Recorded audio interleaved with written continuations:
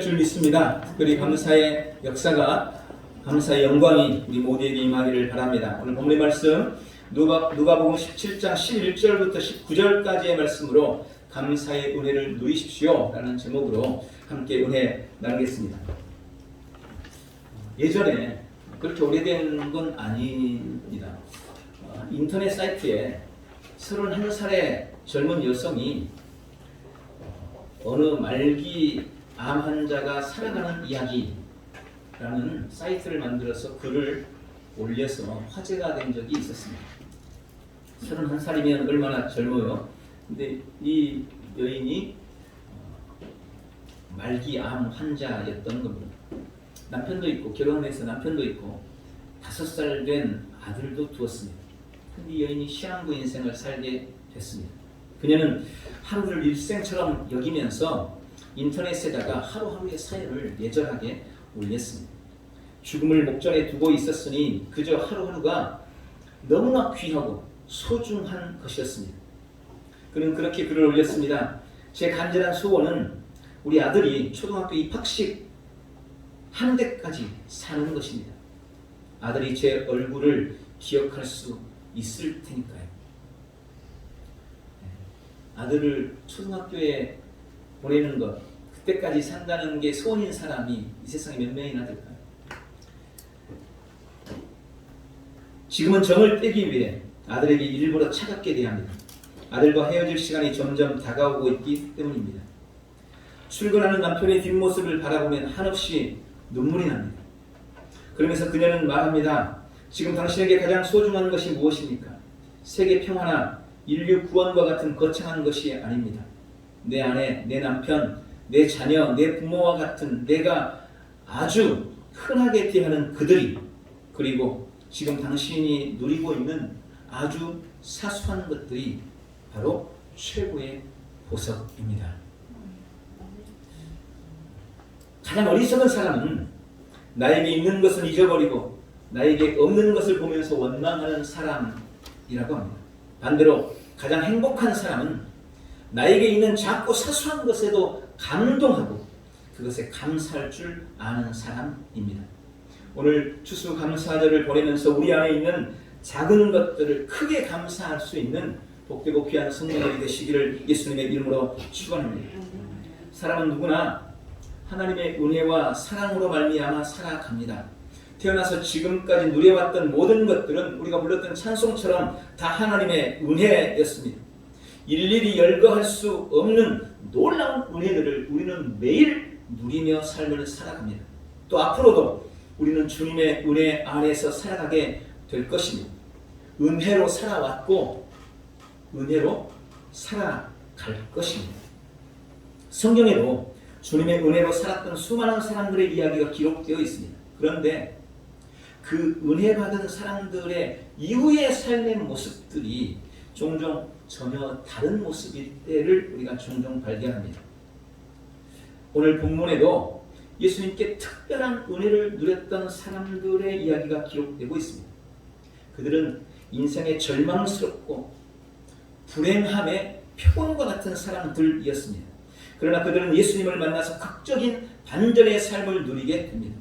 절망이 변해서 희망이 된 것입니다. 아무리 애써도 끊을 수 없었던 불행의 고리가 예수님을 만남으로 끊어졌고 행복한 새로운 시대가, 새로운 날들이 열리게 된 것입니다. 오늘 이들의 삶을 통해 우리에게 주시는 하나님의 약속을 발견하고 그 약속을 누려나가는 복되고 귀한 성도들이 다 되시기를 예수님의 이름으로 축원합니다. 오늘 본문은 주님께서 이 사건, 이 말씀을 통하여서 우리에게 약속하시기를 감사가 최고의 축복의 길이라고 약속하고 계십니다. 본문에 10명의 문둥병자가 등장합니다. 그들은 문둥병자, 언제 왜 어떻게 문둥병이 걸렸는지 구체적으로 그런 것이 기록되어 있지는 않습니다. 알 수가 없습니다. 그러나 단지 문둥병자라는 그 한 가지 사실만으로 우리는 그들이 얼마나 불행한 인생을 살고 있을지 능히 짐작해 볼 수 있습니다. 결코 빠져나올 수 없는 절망의 늪에 빠져서 하루하루를 죽어가고 있던 사람들이었습니다. 그런데 그들이 예수님을 만나게 됩니다. 그리고 그 아픈 불행과 절망이 끝납니다. 저주가 끝나게 됩니다. 희망의 삶, 행복한 삶이 시작된 것입니다. 본문에 보면 불행했던 그들이 어떻게 그들의 운명을 바꾸었는지를 말씀해 주고 있습니다. 그들이 운명을 바꿀 수 있었던 조건, 그것을 세 가지로 말씀을 해주고 있습니다. 첫 번째, 그들이 운명을 바꿀 수 있었던 이유는 그들이 예수님을 만났기 때문입니다. 그들은 예수님을 만났습니다. 그들의 삶에 드리워진 불행을 끊어보려고 예수님을 찾아왔고 예수님을 만났습니다. 본문에 예수님께서 예루살렘으로 가시는 길에 한 마을에 들어가셨는데 거기에서 10명의 문둥병자를 만났다는 것입니다. 여러분, 지금도 뭐 말할 것도 없지만 그때도 문둥병자들이 아무 데나 돌아다닐 수가 없습니다. 문둥병이 걸리면 바로 격리가 돼서 따로 지내야 돼요. 당시 이스라엘 땅에서 문둥병자들이 지내던 지역은 베나니 지역이었습니다. 그곳에 그들의 삶의 터전이 따로 분리되어 있는 거예요. 나올 수 없습니다. 혹시 일이 있어서 나오면 사람들한테 소리를 질러야 돼요. 나는 부정한 사람입니다. 나는 부정한 사람입니다. 나에게 가까이 오지 마세요. 이러고 다녀야 됩니다. 그래도 그런 사람들을 만나면 사람들이 돌을 집어 던졌습니다.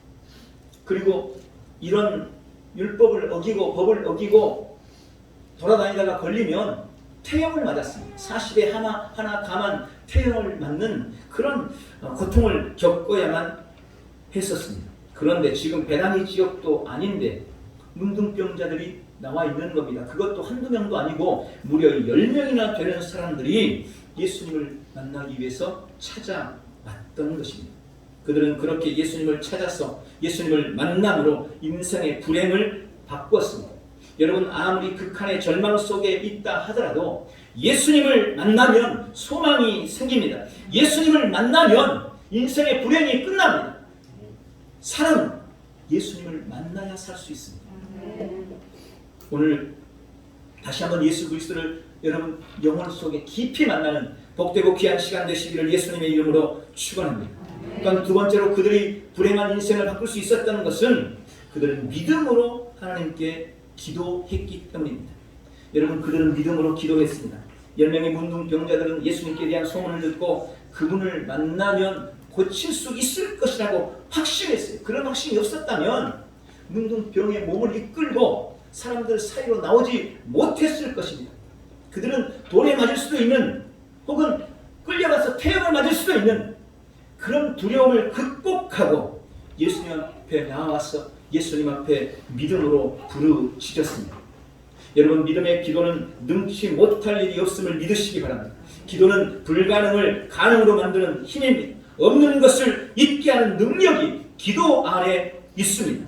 지금도 믿음의 기도는 어떤 병도 어떤 불행도 바꾸고 변화시키는 치유하는 역사가 있다는 것을 오늘 다시 한번 믿으시기를 예수님의 이름으로 축원합니다. 또한 세 번째로 오늘 본문에 그들이 불행을 바꿀 수 있었던 것은 그들은 말씀에 순종했기 때문입니다. 여러분, 말씀에 순종했습니다. 사실 본문의 사건은 매우 극적이고 놀라운 기적적인 사건입니다. 문둥병자들이, 그것도 10명이나 되는 사람들이 예수님을 만나기 위해 수많은 사람들이 모인 곳으로 왔다는 것도 보통 일이 아니고 그들이 예수님의 말씀을 통해 치유되었다는 것은 정말 기가 막힌 기적입니다. 그런데 누가는 그들이 고침받은 이 과정을 너무나 담담하게, 너무나 명료하고 간단하게 기록하고 있습니다. 그들의 부르짖음을 듣고 오늘 예수님이 말씀하십니다. 보시고 이르시되 가서 제사장들에게 너희 몸을 보이라. 예수님이 그들의 몸에 손을 얹고 기도해 주시지 않았습니다. 얼마나 힘들었냐고, 여기까지 오느라고 고생했다고 위로를 해 주지도 않았습니다. 혹은 고침받을지어다, 치료될지어다, 회복될지어다 그렇게 선포하거나 기도를 해 주시는 것도 아닙니다. 그저 그를 보시면서 담담하게 말씀하셨습니다. 제사장에게 가서 너희 몸을 보이라. 그런데 더 놀라운 것은 그 예수님의 말씀 한마디에 이 10명의 문둥병자들은 다른 아무 말도 없이 제사장에게로 갔다는 것입니다. 그리고 바로 그 순종이 기적을 불러왔습니다. 14절에 보니까 그들이 가다가 깨끗함을 받은지라. 여러분, 그들이 순종하여 가다가 치유가 되었습니다. 순종하여 가던 중에 진물이 줄줄 흐르던 얼굴이 깨끗해진 것입니다. 순종하여 가던 중에 하얗게 뽀얗게 썩어 들어가던 손이 새 살이 돋고 깨끗하게 된 것입니다. 그들은 순종으로 10명이 모두가 다 고침을 받았습니다. 여러분, 우리 인생의 문제 앞에서 우리가 하나님 앞에 간구하고 기도할 때 주님이 우리에게 요구하시는 것은 현재 상황에 대한 냉철한 판단력이 아닙니다. 옳고 그름이나 이치를 따지는 것도 아닙니다. 주님이 기도하는 우리에게 요구하는 것 단 한 가지, 순종. 주님은 순종을 우리에게 요구하십니다. 기억하십시오. 우리가 주님의 말씀에 순종하지 않으면 어떤 변화도 우리의 삶에 일어날 수 없는 것입니다. 오늘 이 10명의 문둥병자들은 예수님을 찾아와 만나고 주께 믿음의 기도와 순종을 통해서 인생의 절망을 소망으로 바꿨습니다. 지금도 예수님을 만난 사람들의 믿음의 기도와 순종은 여전히 기적을 가져옵니다. 이 은혜를 범사에 누리시기를 축원합니다. 그런데 오늘의 이야기는 여기서 끝나지 않습니다. 이 놀라운 기적이 오늘 예수님이 이 말씀을 통해 우리에게 주시는 약속이 아닙니다. 핵심이 아닙니다. 주님이 이 말씀을 통해 주시는 약속은 그들이 고침받았다는 것이 아닙니다. 정작 큰 은혜는 아직 임하지 않았습니다. 진짜 좋은 것, 가장 좋은 것은 아직 오지 않았습니다. 예수님은 그들의 육신보다 그들의 영혼에 관심이 더 많으셨습니다. 그들을 문둥병에서 고치시는 것보다 그들의 영혼을 고쳐주기를 원하고 계셨던 것입니다. 진짜 주님이 주시기 원했던 은혜는 영혼의 구원이었습니다. 예수님이 그들의 병든 몸을 고치신 것은 그들의 영혼을 구원하기 위해서 필요했기 때문이었던 것입니다. 그런데 오늘 본문에서 영혼의 구원을 받은 사람, 주님이 진짜 그들에게 베푸시기를 원하셨던 은혜를 받은 사람은 10사람 중 단 1명에 불과했습니다. 그리고 그 한 사람은 바로 감사하는 사람이었습니다. 주님은 언제나 감사하는 사람을 위해 가장 좋은 은혜를 준비하고 계십니다. 감사하는 사람은 더 좋은 것을 누리게 되는 것입니다. 이것이 오늘 이 말씀을 통해 우리에게 주님이 주시는 약속인 것입니다. 감사가 최고의 축복의 길입니다. 감사가 최고의 은혜의 길이라는 이 놀라운 약속을 오늘 믿는 복되고 귀한 성도들 되시기를 축원합니다. 그러므로 우리는 감사하기를 잊어서는 안 됩니다. 감사하기를 잊지 마십시오. 10명의 문둥병자가 예수님의 말씀을 듣고 제사장에게 몸을 보이기 위해서 가고 있었습니다. 그런데 가다가 그들은 자신들의 몸이 깨끗해진 것을 알게 됩니다. 본문에 구체적으로 기록하고 있지 않지만 그들은 자신들이 고침받았다는 것을 알고 아마 기뻐하면서 제사장에게로 뛰어갔을 것입니다. 그리고 자신들의 치료된 몸을 보이고 빨리 문둥병에서 나았다는 치료 증서를 써달라고 얘기했을 겁니다. 제사장들은 그들의 몸을 살피면서 깨끗게 된 치료된 것을 보고 그들에게 치료 증서, 다시는 문둥병 때문에 격리될 필요 없다는 그런 증서를 써 주었을 것입니다. 그리고 그들은 아마 맨 먼저 자기 집으로 달려갔을 것입니다. 사랑하는 가족들에게, 사랑하는 아내에게, 부모님에게, 사랑하는 자식에게 달려가 그들을 끌어안고 기쁨을 나눴을 것입니다. 여러분, 이해가 됩니다. 얼마나 그립던 가족들이겠습니까? 얼마나 보고 싶었겠습니까? 그래서 그들이 집으로 달려갔다는 것 이해되는 사실입니다. 그런데 문제는 그들이 지금 잊은 것이 있었다는 것입니다. 바로 그런 행복과 기쁨, 그 놀라운 은혜와 축복, 다시 사람들을 만날 수 있도록 다시 사랑하는 가족들을 끌어안고 그들과 함께 살 수 있도록 해주신 분, 잃어버렸던 일상을 회복하도록 다시는 느낄 수도 누릴 수도 없었을 그 소중한 것들을 다시 찾게 해주신 분이 계시다는 것, 그분이 예수님이라는 사실, 그 사실을 그들은 잊어버리고 말았던 것입니다. 오직 한 사람 외에는 말입니다. 자신이 고침받은 것을 알고 가던 걸음을 멈추고 되돌아 달려와서 예수님 발 앞에 엎드려 감사했던 이 사마리아 사람 외에는 아무도 하나님께 영광 돌리지 않았습니다. 오늘 주님은 그것을 분명하게 말씀합니다. 이 이방인 외에는 하나님께 영광을 돌리러 돌아온 자가 없느냐? 우리는 다 나는 하나님 영광을 위해서 산다고 이야기합니다. 그렇게 고백합니다. 그런데 무엇으로 어떻게 하나님께 영광을 돌리십니까? 여러분, 내가 돈을 많이 벌어서 11조를 1억을 한다 해도 그 안에 감사가 없다면 하나님은 영광 받지 못하십니다. 내가 내 삶의 자리에서 최고가 되고 내 분야에서 1인자가 돼서 우뚝 선다 할지라도 거기에 감사가 없다면, 그 자리에서 하나님께 감사하지 못한다면 그는 하나님께 영광되지 못합니다. 그러나 반대로 비록 지금 실패했다 할지라도, 혹시 떨어졌다 할지라도, 남들보다 못 살거나 혹은 병들었다 해도, 삶의 고난이 끊이지 않고 여전히 가난해도 내가 그 가운데서 지금 감사하고 있다면 하나님은 그 상황을 통해, 그 사람을 통해 영광을 받으신다는 것을 기억하시기 바랍니다. 오늘 우리는 이 말씀 속에서 우리 자신을 발견해야 합니다. 혹시 내가 감사를 잊은 이 9명의 문둥병자는 아닙니까? 주께로부터 오는 은혜로 매일 살고 있으면서도 정작 감사를 잊고 있지는 않습니까? 오히려 다른 사람들과 비교하면서 혹시 원망하고 계시지는 않습니까? 여러분, 제가 그랬습니다. 이 제 고백이, 제가 다른 목사님들과 비교하고 다른 교회와도 비교하면서 마음의 감사를 잊었습니다. 서운한 마음, 섭섭한 마음으로 불평한 적도 많았습니다. 언제까지 이 삼각교회에 이렇게 두실 거냐고, 왜 우리 교회 이렇게 부흥하지 않느냐고, 제가 그렇게 부족하냐고. 여러분, 제가 그렇게 원망한 적이 있어요. 제 솔직한 고백, 여러분들은 어떻습니까? 오늘 주님은 10명 중 단 1명만 돌아온 것에 대해서 섭섭한 마음을 감추지 않으셨습니다. 주님은 안타까우셨습니다. 17절에 10사람이 다 깨끗함을 받지 아니하였느냐, 그 9은 어디 있느냐? 라고 물으십니다. 그리고 진짜 복, 궁극적인 은혜, 가장 좋은 것을 돌아와서 예수님 앞에 엎드려 감사한 바로 그 사람에게 주셨습니다. 19절입니다.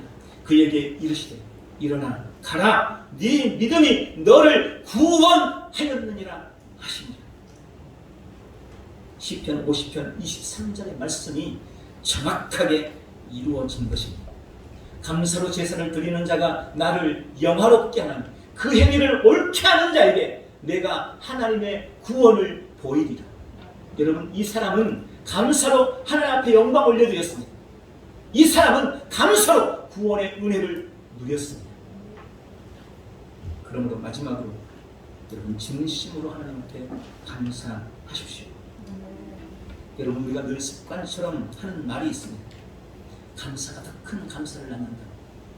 매주일 제가 드리는 말씀입니다. 맞습니다.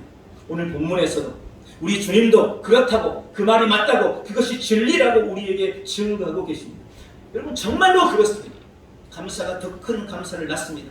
감사는 본질적인 축복을 가져옵니다. 감사는 궁극적인 은혜를 얻게 합니다. 감사하는 자가 구원을 얻는 것입니다. 오늘 주님이 이 10명의 문둥병자에게 주고 싶었던 진짜 복, 궁극적인 은혜는 바로 영혼의 구원이었습니다. 천국이었습니다. 주님은 그들에게 영생을 주고 싶었습니다.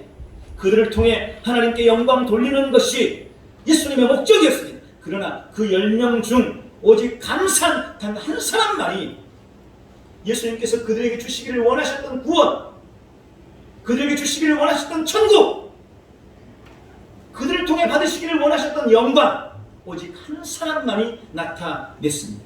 그 은혜를 누렸습니다. 우리의 삶에 주님이 베푸신 크고 작은 은혜들이 있습니다. 그 모든 은혜 앞에서 우리가 보일 가장 우선적인 반응은 무조건 감사입니다. 혹시 우리의 삶에 은혜가 아닌 시련이나 고난이 찾아온다 할지라도 그 모든 아픔 앞에서 우리가 보일 최고의 반응 역시 감사여야 합니다. 그래서 우리는 모든 순간에 의도적으로 감사하고, 의식적으로 감사하고, 습관적으로 감사해야 합니다. 감사의 표현에 인색하지 않는 복된 성도들이 되시기를 바랍니다. 그러나 여러분, 무엇보다 우리는 감사의 진심을 담아야 합니다. 여러분, 진심으로 감사하십시오. 진짜 감사하십시오. 그저 말뿐인 감사, 형식적인 감사가 아니라 진심의 감사, 우리가 할 수 있는 최선의 감사로 하나님 앞에 감사하시기를 바랍니다. 오늘 문둥병을 고침받은 그 9명인들, 주님께 감사한 마음이 왜 없었겠습니까? 아니, 절대로 고칠 수 없었던 저주의 질병, 문둥병을 고쳤는데 어떻게 감사하지 않을 수가 있었겠어요? 당연히 감사한 마음이 있었죠. 그들이라고 한들 나는 몰라, 나는 이제 입시 쓸 거야, 이랬겠어요? 아니죠. 어떻게 놀라운 일들이, 이 엄청난 일이 나에게 일어났는가? 도대체 그분이 누구시기에 나에게 이런 축복을 주셨는가? 정말 감사구나. 나 정말 그분께 감사할 거야. 나 그분을 다시 만난다면 당연히 그분한테 은혜를 갚을 거야. 여러분, 그들이라고 그렇게 생각하지 않았겠냐는 거예요. 그럼 주님 앞에 돌아와서 감사한 구원받은 이 사마리아 사람이 이 9사람과 다른 점은 무엇이었을까요? 여러분, 이 사마리아 사람은 다른 9사람에 비해서 감사를 우선에 두었다는 것입니다. 정확하게 말하면 예수님께, 하나님께 영광 돌리는 것에 더 우선순위를 두었습니다. 그 사람이라고 빨리 치료 증서를 받고 싶지 않았겠습니까? 그 사람이라고 빨리 가족들에게 달려가서 그 기쁜 소식을 알리고 그들을 끌어안고 싶지 않았겠습니까? 그러나 그는 치료 증서보다, 가족을 만나는 기쁨보다 감사하는 것, 나를 치료해 주시고 나를 고쳐주신 그 하나님 앞에 나아가서 영광 돌려드리는 것, 이것을 더 중요하게 여긴 거예요. 이것을 더 우선순위에 두었던 것입니다. 여러분, 이것이 바로 그 사마리아인의 진심의 감사라고 저는 묵상합니다. 우리는 많은 경우 이 9사람과 같은 선택을 합니다. 감사하긴 한데 천천히 감사하긴 하는 거죠. 감사하긴 한데 그보다 더 중요한 것, 더 우선적인 다른 것이 너무나 많은 겁니다. 감사하긴 한데 예수님이 결정적이라고는 생각하지 않는 거예요. 우리가 승리의 순간에 가장 먼저 예수님을 생각할 수 있다면, 우리가 우리 인생에 실패했을 때 가장 먼저 예수님을 생각할 수 있다면, 패배의 순간에도, 고통을 당할 때도 가장 먼저 예수님을 생각할 수 있다면 그는 상황과 관계없이 예수님께 감사할 수 있는 사람일 것입니다. 그리고 그 감사는 반드시 기적을 불러올 것입니다. 그래서 모든 순간에 가장 먼저 예수님을 생각할 수 있는 지혜가 있기를 주님의 이름으로 축원합니다. 어느 크리스마스 이브날 저녁에, 밤에 캘리포니아 제1장로교회 목사님인 스미스 목사님은 그의 아내와 함께 거실에 있었습니다. 그런데 2층 10살 난 아들 방에서 갑자기 큰 소리와 함께 뭔가 와장창 무너지는 소리가 들렸습니다. 2층으로 뛰어 올라가 보니 아들이 바닥에 뒹굴며 숨이 막혀서 신음하고 있습니다. 급성 후두 중기 팽창종이라는 병을 가지고 있던 아들이었습니다. 목의 근육이 팽창해서 호흡기를 막아 숨을 쉴 수 없게 하는 병입니다. 응급수술이 필요합니다. 빨리 수술하지 않으면 이 아이는 금세 숨을 거두고 말 것입니다. 다급한 스미스 목사님은 전화기를 붙들고 이 병원 저 병원에 전화를 합니다. 그러나 마침 크리스마스 이브로 어느 병원에도 의사가 없었습니다. 아이는 점점 죽어가고 있는데 그때 갑자기 자기 친구 생각이 났습니다. 캘리포니아에서 멀리 떨어진 헐리우드에 자기 의사 친구가 한 명이 있었습니다. 그 친구에게 전화를 했습니다. 마침 그 친구가 전화를 받았어요. 그리고 고맙게도 그 친구가 말합니다. 내가 지금 당장 달려가겠네. 그러나 길이 너무 머니 그때까지 사가 있도록 자네는 기도하게. 스미스 목사는 헐리우드 친구가 와준다는 말에 고맙기는 했지만 너무 거리가 머니까 오는 중에 이 아이가 죽을 게 뻔하기 때문에 다시 전화기를 붙들고 다른 병원으로 이 병원 저 병원 계속해서 전화를 돌리고 있습니다. 한참을 전화기 통을 붙들고 있다가 문득 그런 생각이 듭니다. 내가 지금 뭘 하고 있지? 그동안 나는 힘들고 어려운 일을 만나는 우리 성도들에게 그때 오히려 하나님께 감사하고 그때 주 앞에 감사의 기도를 올리라고. 이해할 수 없더라도 힘들더라도 그때 감사라고 하지 않았던가. 그런데 막상 그 일이 나에게 닥치고 나니 내가 지금 뭘 하고 있는가. 그 생각이 번뜩 들자 스미스 목사님은 조용히 전화기를 내려놨어요. 그리고 자신이 평소에 성도들이 했던 말대로 이 험악한 사실을 받아들이고 감사하고 기도하기로 결심합니다. 그리고 죽어가는 아이를 끌어안고 눈물을 흘리면서 고통 속에서 하나님께 간절한 감사의 기도를 드리기 시작했습니다. 오 하나님, 이 상황 이대로를 감사합니다. 우리 이 아이를 인해서 주 앞에 감사드립니다. 우리 주님께서 이 아이를 살려주실 줄 믿고 감사합니다. 그러나 혹 잘못된다 하더라도 지난 10년 동안 이 아이의 아빠로 즐겁고 행복한 시간을 보내게 해주시는 것 감사합니다. 그렇게 전화기를 내려놓고 감사를 시작한 지 얼마 되지 않아 거의 직후 전화벨 소리가 들립니다. 얼른 전화를 받았더니 헐리우드의 그 의사 친구였습니다. 아 여보게 도대체 누구랑 통화를 하느라고 이렇게 전화가 안 되면 내가 수십 번 전화했네. 마침 내 독일 의사 친구 하나가 바로 당신 동네 옆에 지금 와 있다고 연락을 받아요. 내가 그 친구한테 전화해놨으니 빨리 아이를 데리고 그 친구에게 가. 이 헐리우드에 있던 목사님의 친구 목사님이 그 동네 바로 옆에 5분 거리에 있는 동네에 와서 세미나를 개최합니다. 그 거기에 묵고 있는 곳이었습니다. 이 목사님은 그 아이를 들쳐안고 그 독일 의사에게 찾아갔습니다. 독일 의사는 그 아이가 올 줄 알고 미리 테이블을 다 준비해놓고 그 테이블 위에서 긴급 수술을 해서 그 아이를 살려냅니다.